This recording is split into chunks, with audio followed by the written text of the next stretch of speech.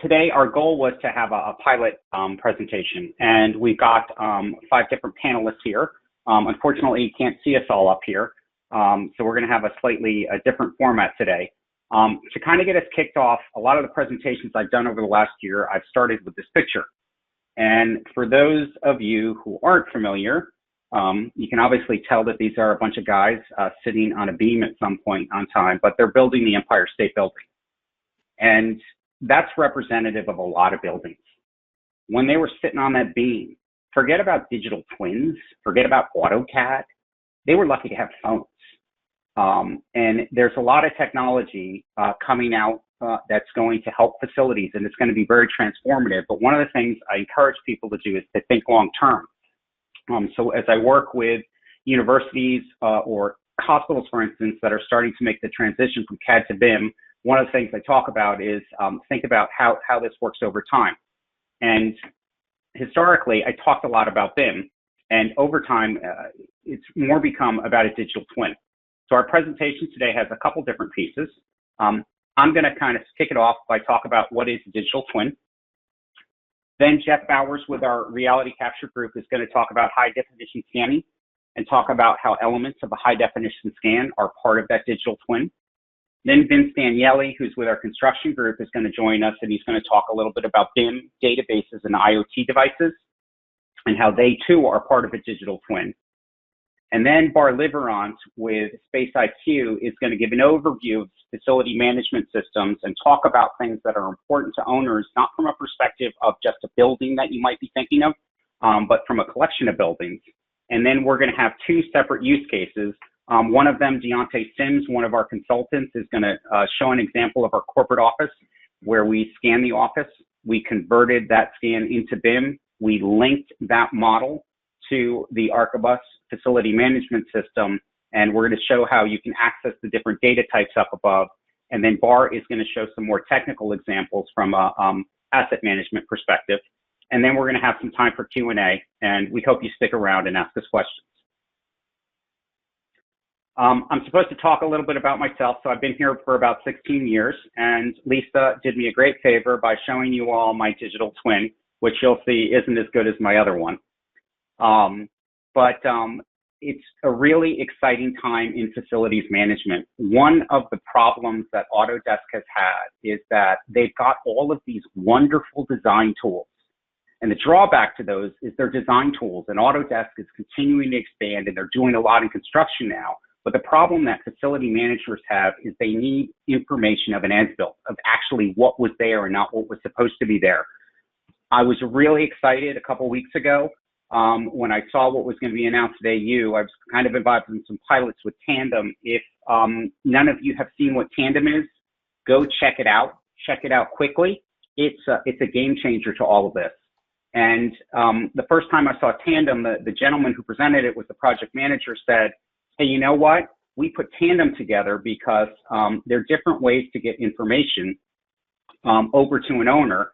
And the process isn't streamlined. So let's take a look at it and let's figure out a way to do this. As I talk about digital twins, usually when I see a definition, it's brought up by someone showing their software. So I went to Wikipedia and I looked up something that would kind of fit. And if you take 2 steps back, I want you to think of a digital twin not as a building for a second. There are digital twins of jet engines. There are digital twins of cities. There are digital twins of stadiums. So as we talk about the concept of a digital twin, it goes much further than a building. Today, we're going to kind of focus on a building, but I want you to think about how it plugs into the larger ecosystem, because a building doesn't just exist all by itself. It exists in the context of something.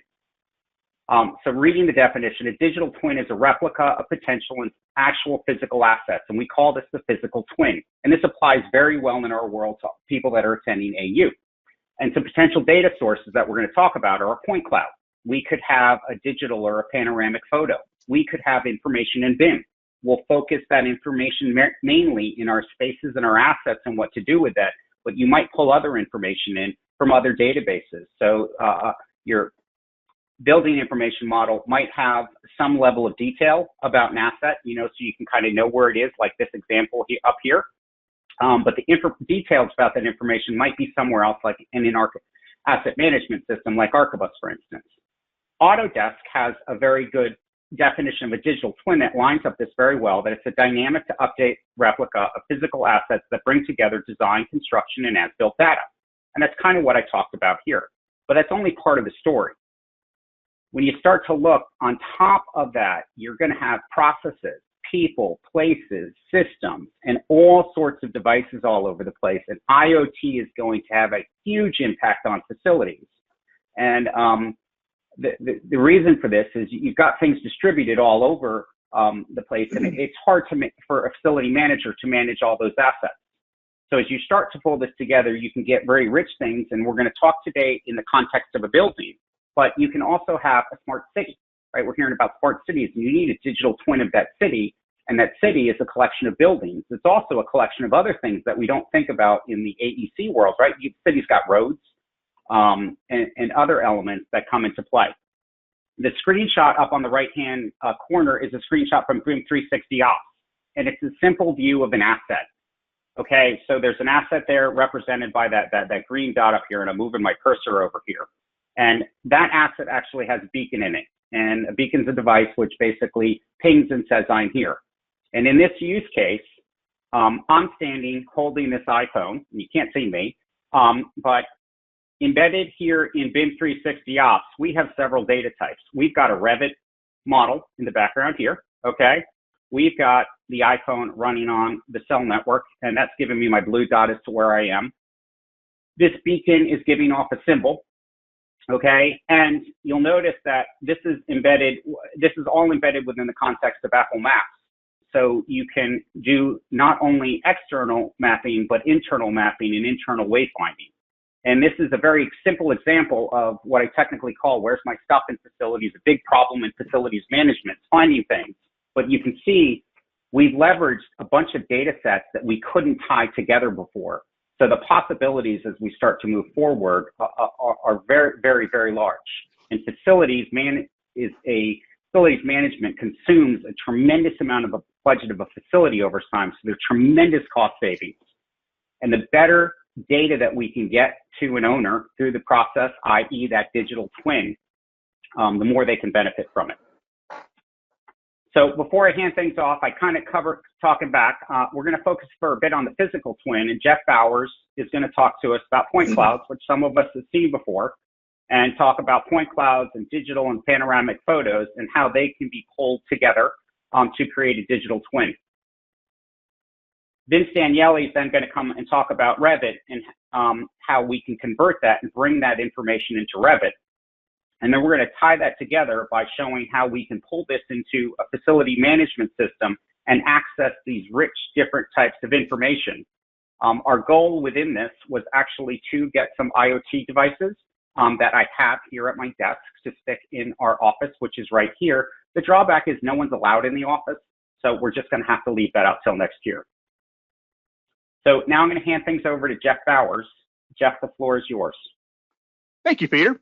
So welcome, everyone. I'm just going to take a few minutes to kind of go over, describe what a point cloud is and how the many different ways we can use them. I've been with Imagineit for right at 14 years now. I am the reality capture technical manager. We deal with all things Leica, hardware and software, and work with getting that implemented through services into each and every organization we get to work with. Next slide. So my first question to everyone is, what is reality capture? What could it be? It could be anything. I mean, it could be a picture with your phone, but the way we look at it is reality capture is going to allow us the design process to happen. All right. There are many different ways of capturing data. Some of those ways are anything from a traditional scanner. Go ahead and hit next. So your traditional 3D laser scanner, most of those are going to be tripod mounted. The next one is looking at photogrammetry. I know a lot of us have used photogrammetry to do all kind of sort of cool things.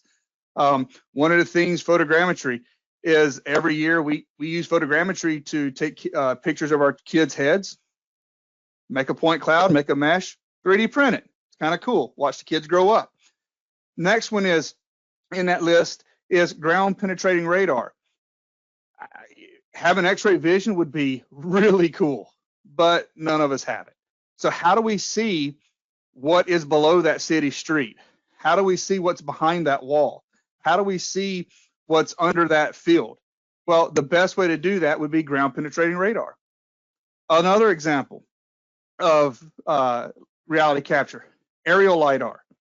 I don't know if anybody saw the series on PBS where they were flying airplanes around the Guatemalan jungle and were able to remove all the trees and start finding ruins that they never knew existed. They were able to do that via aerial LiDAR. Another idea, mobile. To me, mobile is really nice because it takes the ability of being able to attach a device, a sensor to the top of a car, drive down the road, capture data in a very, very safe manner. Another way that we'll talk about is sonar mapping. You know, there's a lot of stuff in the sea. A lot of things need to be captured.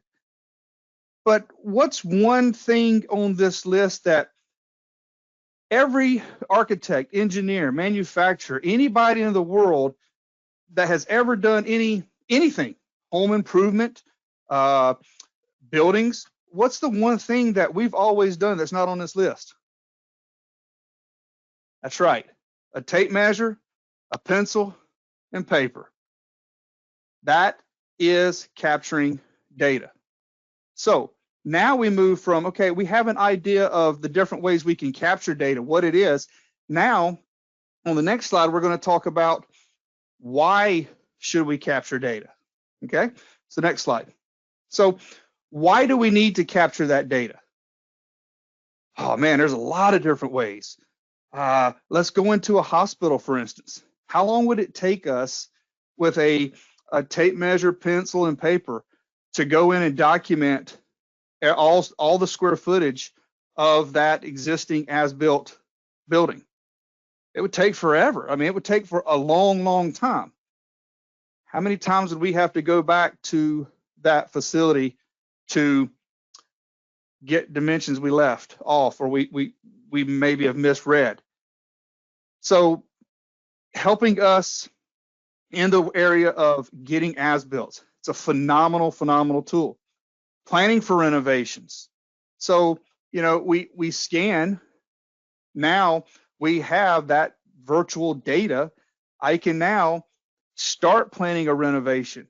I kind of bring this up in the manufacturing world a lot of times, especially in oil and gas, where, you know, if I do a point cloud and I scan to capture this data, maybe I don't have to rescan or remodel everything. Maybe I can use the point cloud, route my new work around the point cloud. Well, that saves me time and money. And we all like time and money. So, you know, anything from, you know, renovating existing systems, using it to, you know, how things are going to work out in the field, all the way down to historic preservation. You know, there's a lot of monuments and buildings around the world that there's no existing documentation of. So that's a really good way of being able to preserve those artifacts and maintain facilities data. This is huge. This is where this ties into facilities management. I'm able to go out, capture that data very, very quickly and link it back to our models and to that FM system. Next. Next slide. So leveraging point clouds. Again, a point cloud is an absolute replica of a date and time. That means when I go out there, that when I scan an area, that area is preserved right there. Very, very accurate. Everything from colors and material, you know, colors of walls to what assets they have in rooms. I'm gathering that data quickly. One of the things that I also like to mention is now that I have that point cloud data, I'm able to algorithmically extract walls, windows, doors, piping, to help me model that so much better, so much easier, more efficiently in Revit. So, not only the benefits are there, but another one of the big benefits that I like to point out is the ability to have the digital panoramic photographs. So with the Leica scanners, when I go scan, and with most other scanners on the market, when I go scan, I'm taking digital photographs. Well, let's put those digital photographs to work by giving us those virtual tours, by giving us, the ability to go into a room. One of the illustrations I like to use is when I'm in a scenario, let's say something happens to an office and there was a flood in an office area, maybe of a hospital. What did that look like before? So we're able to go in, utilize those 3D panoramic images to make measurements, to look at what assets were actually in that room at that time. So it's just a huge benefit. So that kind of goes through a high overview of high definition scanning. Next slide. So with that, what I'll do is I will turn it over to our construction manager, Vince, and he'll take you through the rest of this Revit database and IoT. All right, thanks, Jeff. And for those of you who have never sat in on one of my webinars or met me personally, my name is Vince Danielli, and I've been with ImagineIt for a bit over 10 years now. My background is in architecture, currently a team manager for our building solutions division here at ImagineIt, and more specifically for the construction division under our building solutions team. So Peter asked me to jump on this and kind of talk my thoughts on how we can leverage data and get it connected to our building models. So go ahead, Peter, next slide, please. So one thing I wanted to kind of stress about this, and it's a conversation that we've been having quite frequently with our customers recently, is this idea of digital twins. And a lot of people just have a hard time understanding what a digital twin is, especially those of us who have been really intertwined in the whole building information modeling process over the years. And I like to communicate it like there's nothing new here. There's nothing new to us from sort of an AEC standpoint with what we're doing with creating building models. It could be we're creating a data set or a building model from AutoCAD, from Revit. We could be aggregating information from multiple sources in Navisworks. And there are many other different forms or applications, software out there that allow us to digitally design buildings or create these models. Go ahead, next slide. So the important thing to us about creating building models and then tying it into this idea of digital twin, getting back to what Peter mentioned in the definition of a digital twin, and specifically the Autodesk definition of a digital twin, is that the thing that separates BIM from digital twin is the idea that the information needs to be dynamic, it needs to be up to date, and it needs to reflect the as-built condition. So yes, we've been able to do this with modeling programs. We can design everything in Revit, we can design everything in AutoCAD, send it out to the field for construction. But a lot of times we're not updating as-built models, or even if we are, they're only as up to date as that slice of time that post-construction at that moment, which is great, and we could probably refer to that as a pretty accurate model, the model portion of a digital twin. But again, this is just a piece of this idea. So the thing that we have to understand is that not only are we dealing with geometry, areas, measurements, distances, but we also have to keep in mind all of this data that we've put into these models. And I'll use Revit as an example, since it really is Autodesk's flagship, building design and documentation software. With Revit, we can input, we can analyze, we can generate data that is connected to this 3D geometry. But at handoff, it is static. It's the same as it ever was. It's user input or analysis at that point. We produce the model and it can remain stagnant. So where is the connection? How do we get this information to update? And to me, that's probably the most important part of understanding this concept of digital twin, is that we need to create enriched databases of information, even post-design and post-construction, and we need to make sure that we have the correct parameters or data that is connected to, it could be Revit assets, it could be anything. It doesn't have to be Revit, but we need to manage this data through database tools, through other software, and connect it to these things that live in the real world. As Jeff mentioned, with all his reality capture stuff, one thing that wasn't mentioned, and I'll talk about it in the next, or one of the next slides here, is that we're updating this data using things in real time.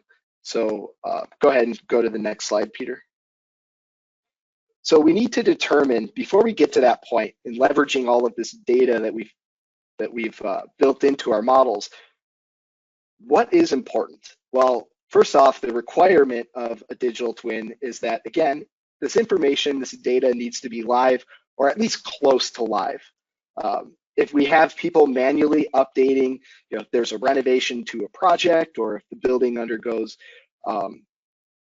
demo and reconstruction, then we're updating the 3D model to reflect that. So we're at least getting things close in terms of location within a space. And we can do that leveraging reality capture, and there are all types of tools like CloudWorks for Revit or CloudWorks for AutoCAD, where we can scan a point cloud, bring it into our different design authoring programs, and update the models using those tools. So I would say, in a sense, because we are taking the time to update the model, that we are creating a pretty accurate depiction of the building in a virtual setting, hence connecting it to or creating a digital twin. I think the more important part of it is what data is important to us from a digital twin. And as Peter mentioned earlier, it could be at a really large scale, like a city, thinking about traffic patterns, pedestrian patterns, maintenance on roads, weather, those sorts of things. But then if we get kind of down to the more micro sense inside of a building, what is the important stuff that we need to track? And is it important to have it tracked in real time? Or can we kind of go through more of a manual process of maybe doing inventory of assets and updating it into our databases, which is kind of the traditional way that we've ever done it? Well, the real-time portion is more of the digital twin part. So what is important? Does it provide value? Are there safety concerns or issues that we can track in real time? And how are we going to consume that information? A big part of what we've been talking with our customers about lately is visualizing this data. And the great thing about software now is that everyone understands that we're not living alone in our one piece of software. We're sharing out to all of these other programs that are specialized and do different things. And one of those things that I like to, or that we've been doing quite a few marketing events and presentations with, is this idea of virtual reality or augmented reality. And we've partnered up with Epic Games. So we're supporting Twinmotion, which is a visualization tool for ArcHIBUS that's built on the Unreal Engine. So the great thing about these visualization programs is that we can aggregate data together into a platform like the Unreal Engine, and we can really configure it in any way that we want to consume that data, visually, or through a heads-up display. We can view it via an iPad, like the image here, or maybe through HoloLens or any type of wearable that allows us to see this information in real time. Okay, next slide.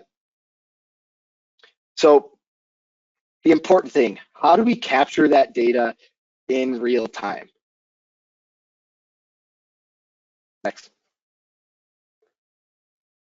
Well, currently, probably the number one thing that's used to actually capture that data and then to connect it to these systems using the Internet of Things are all of these different types of sensors.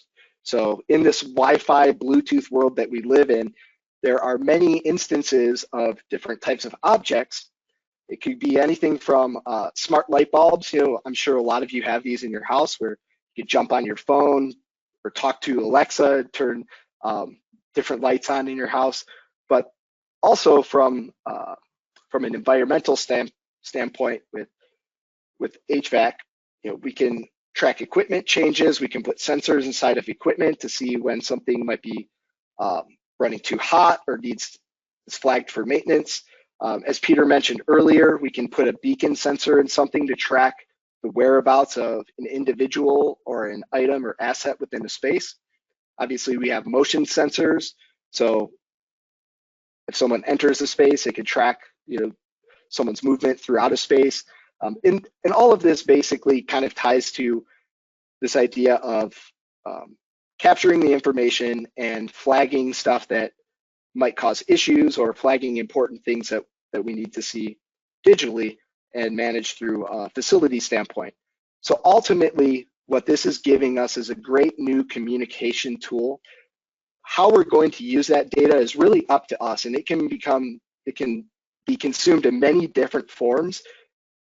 That's kind of up to you, or that will be up to you how you will consume it.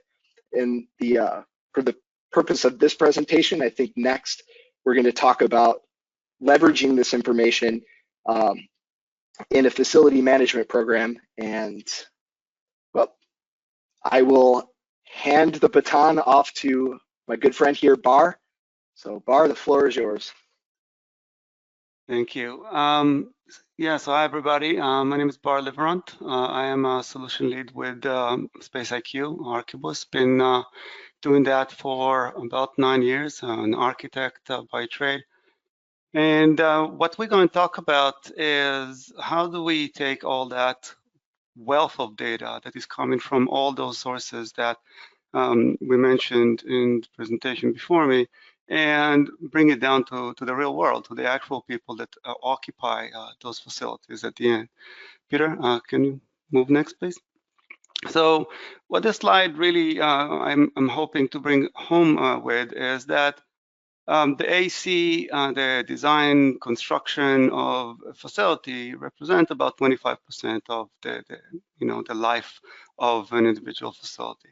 The rest of it is out there, being lived in, and so it really has all the people that are coming in, all the assets that are being installed in it are constantly interacting, and some of them are breaking and need to be fixed and whatnot. And that is where facility management software is really coming about. But can you please next? Sorry about that. The thing is that a lot of the data that we're talking about, that have been talked about, is really being collected for a reason, right? So the first reason is, of course, the operation. You can see there on that wheel that I have. That means, how do I make sure that that individual building is in fact maintained in good condition throughout? Because remember, that individual building is a significant capital asset. That means it is a significant investment of the individual that built it, or the company that in fact built it and now operating it. So letting it fall to pieces through time, it's really a loss on that investment that they have put there. In the same way, the individuals that live in this building and are coming on a regular basis have their wants, their needs, and they need to be catered to. And so making sure that the environment that they're in fact operating in is in top condition is really prime need for anybody that's in fact operating the building. So this slide kind of represents this idea that everything that you in fact do within the facility is there in order to minimize risk and maximize gain.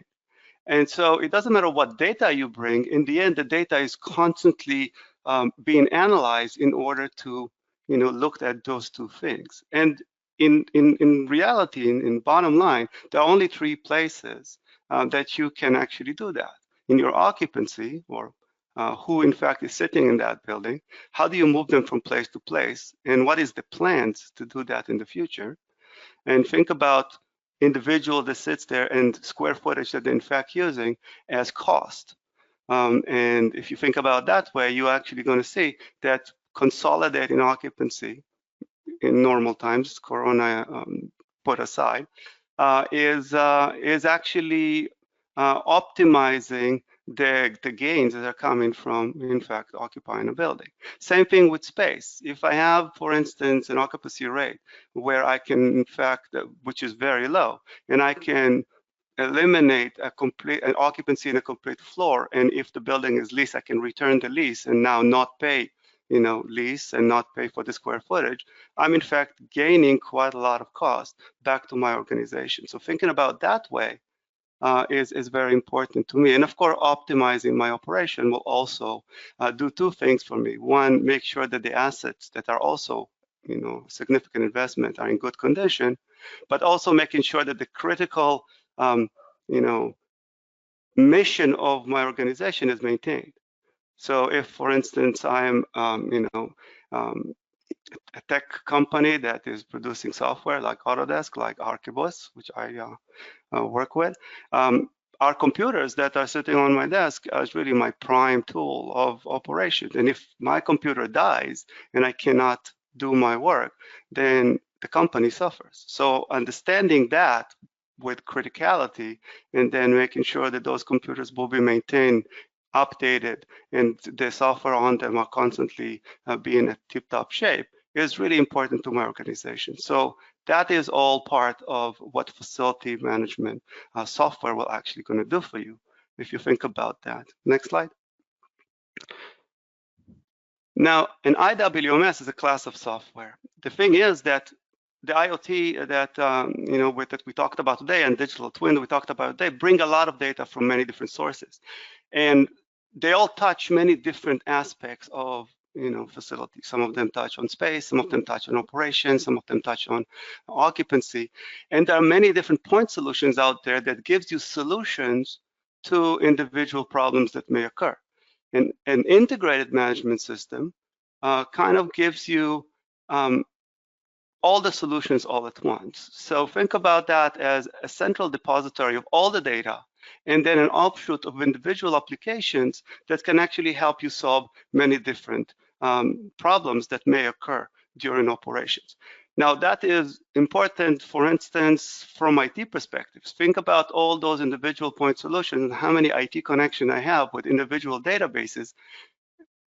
From IT perspective, it's a little bit of a nightmare. So an IWMS kind of cuts all that and streamlines all that operation. Now, ARCHIBUS is one of those IWMS, and we have about 30 unique applications that gives individual solutions to build, and you can see it on that wheel at every life cycle of that facilities after go live, so to speak.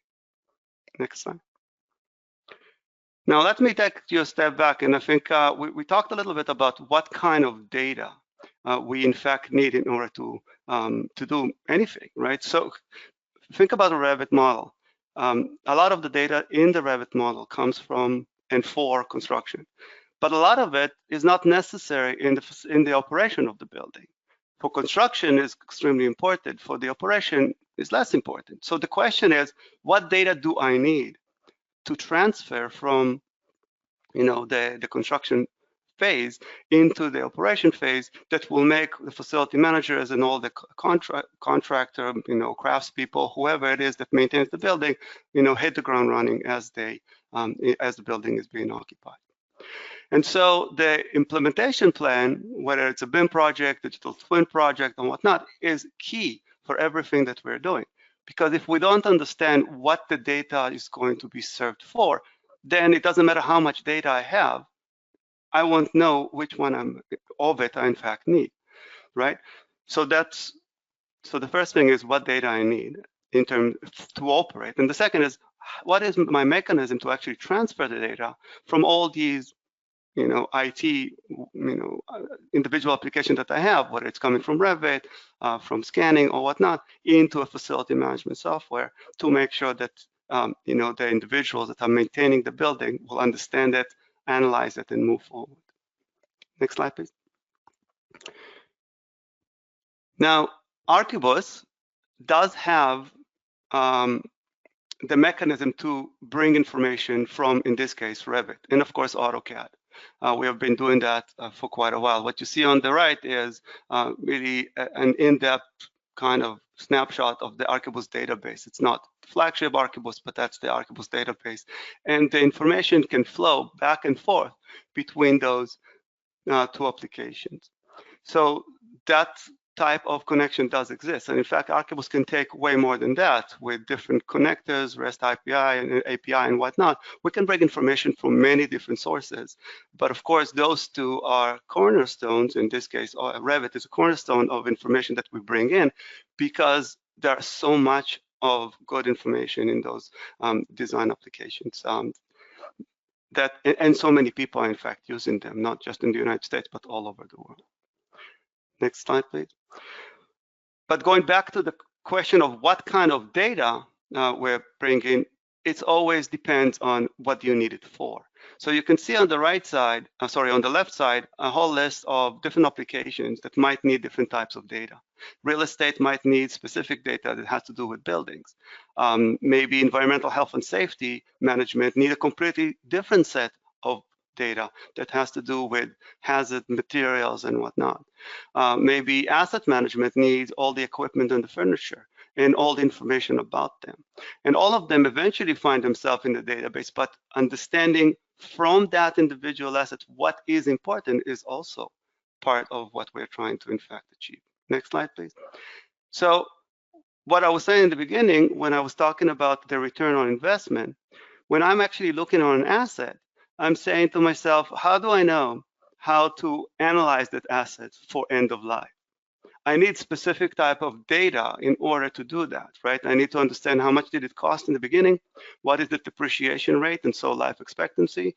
I want to understand what is, who is the manufacturer, of course. I want to understand when was it installed so the depreciation can actually happen. And of course, once it's being operated on a regular basis, I need to understand all the, all the different information that was collected by the craftspeople that are maintaining it on a regular basis to understand condition. And so in the end, what I can actually get is a good analysis of the condition of individual assets to understand when this asset is going to fail, and therefore maybe create different capital projects in order to replace it so the operation of the building is not going to be harmed. But going back to the process, the beginning of the process, from all the data that I have, how do I gather just the individual piece of data that I need in order to, in fact, do the analysis that I need later on once the building is actually being operated. Next, please.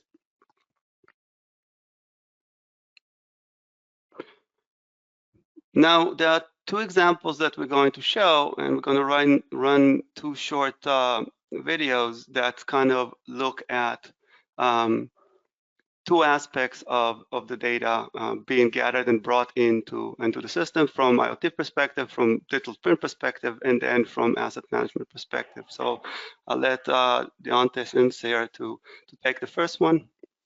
The floor is yours, sir. Thanks, Bar. Deontay Sims, application expert. Let's take a look at one of ARCHIBUS's key tools for managing space inventory information, which is the Space Console.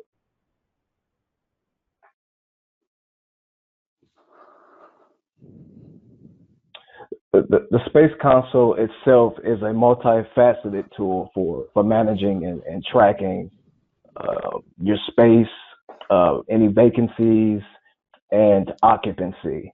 With the Space Console, you can perform a number of tasks, visually exploring your floor plans or your REVIT models, finding your assets, employees, generation of reports, either directly through the list of floors or by searching the plan. You have the ability to filter down to the data and display the information about that room and how it is used.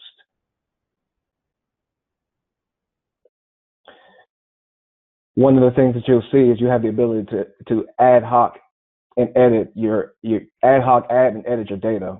In addition, you have the ability to add a direct link to a 360-degree panoramic view of that room.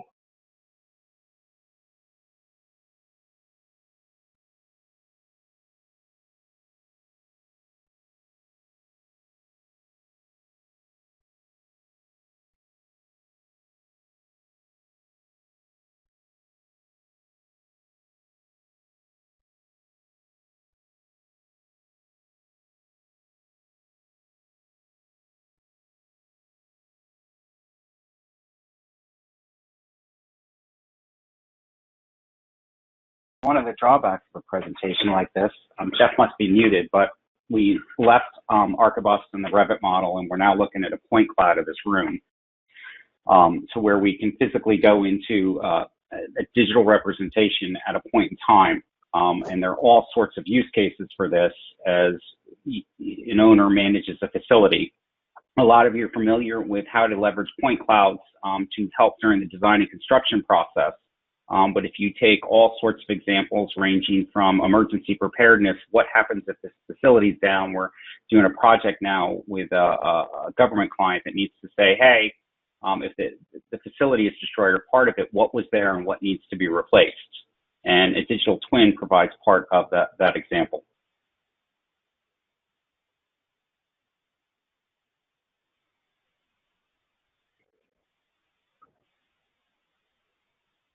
So Bar is going to give us a second example here, and I'll press play and get out of the way. Thank you. Now, that just to touch on the image that you've seen before, and you'll see another image as we go through this little sequence. Think about areas that you can't actually reach, like, let's say, crawl spaces between floors and whatnot. It's full of assets that you can't see on a regular basis. Think about the ability of a digital twin to actually capture those images and then maybe hotspot them. What you see here is the asset lifecycle console within ARCHIBUS. In one click of a button, I can understand everything I have in my facility, and not just in my facility, but every facility that I have in my organization.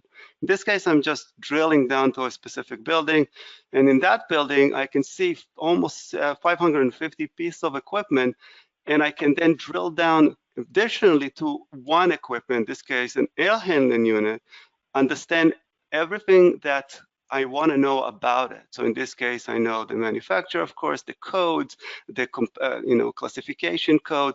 I understand if it's in service or not, and I also understand its condition on any given time. So that is all dynamic, because the people in the field, the craftspeople in the field, will update it on a regular basis.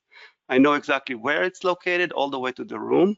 I know who is that individual asset's affiliate with, and who is the individual that is in fact responsible for it, right? Whether it's affiliation or custodian, with a phone number, so everybody will know who to call if something goes down to bring that individual asset back online. Now, other aspects of that individual assets that are important to me are, of course, cost and usage. Now, the cost has to do with depreciation. So me understanding when is this asset is worth more to buy a new one than to in fact fix is important to me, because if today the asset only costs $2 because of appreciation after 30 years of service, and also my craftspeople are telling me that it takes so much to maintain, maybe I need to start thinking of letting that individual asset go. I can store all the documentation in one location, and I can also, and then I can analyze that individual asset end of life if I need to. Or now I can also connect the assets to a system. So think about this: every asset that we have within our organization, or in general, it doesn't actually operate in a vacuum. It operates within the confound of other individual assets that are connected to it, or a system as it is. With ARCHIBUS, you can put all those assets into that system, understand what rooms or spaces those individual systems will serve. You can look at them in 3D. Within this case, is within an ARCHIBUS 3D viewer, but we also work with Forge, which is an ARCHIBUS, Autodesk tool, to actually do a very similar 3D simulation of that individual facility. In this case, what you see is the system itself highlighted, with everything else is actually muted, so people can actually understand how individual assets are connected to one another. The power of that, of course, is that once you actually go to maintain individual assets, sometimes it's very difficult to find what is the chain of that system, and because sometimes an issue might be in locations that you're not actually expecting.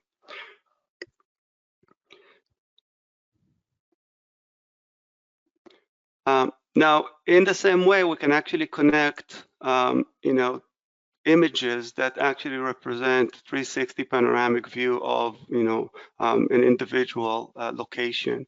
So, for instance, I can take a look at, perhaps the basement area, or like I said, between floor areas, and then hotspot individual asset directly on the image to make sure that I can open up details about those specific images. In this case, the air handling unit with full information about it.